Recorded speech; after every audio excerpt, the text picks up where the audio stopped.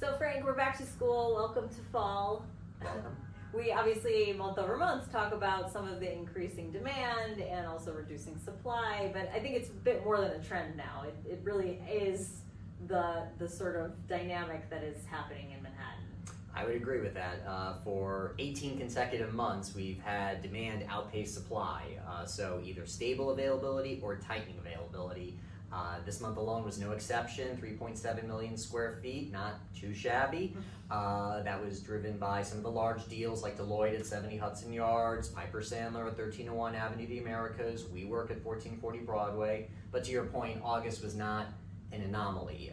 Year to date, we had more than 27 million square feet of leasing activity, and we are on pace, if demand continues at this rate, for more than 40 million square feet for the year, and that would be the first time in 6 years of more than 40 million square feet. Yeah. So you mentioned also the co-working sector. Not only has there been demand and buildings being taken off the market for conversions or other reasons, but also the co-working sector seems to, in a different way, be back as well.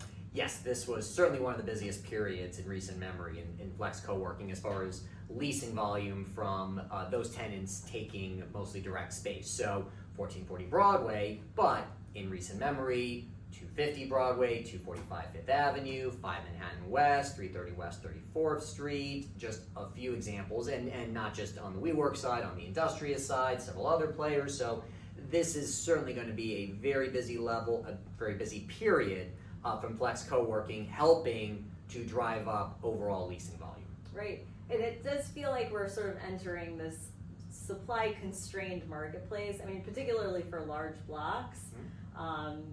What are your thoughts on that? It does feel like and you're seeing it show up really in the rents. I mean, not only are you reporting higher rents, but even, I'm sure, in future reports, you're going to start seeing even higher rents creeping into existing and new product. It's not just the flight to quality space. Yes, absolutely. In the stats, the market doesn't always follow the laws of supply and demand, but in a few areas we are absolutely seeing that. And with the tightening availability, we are beginning to see higher and higher repricing.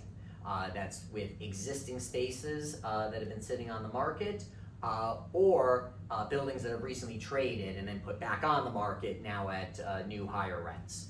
That has absolutely been a part of it. We've had in the month of August a 1% increase in the overall asking rent. Oh. Yeah, 1% change for a single month or even a single quarter is really sort of a showstopper. Repricing was part of it, but also above average price space being leased, that was part of that equation. I'm sorry, let me repeat that.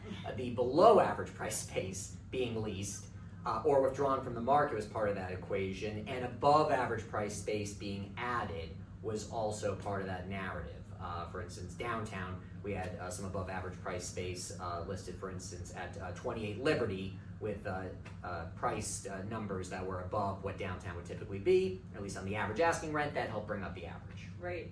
And I think the mood in general has changed. It does feel like some of the landlords that even were considering residential conversions are now saying there's demand back in the office market and actually are potentially shifting their strategies. So the dynamics feels like it's changed for the end of this year. So we'll see what the rest of the year has in store for us. Can't wait.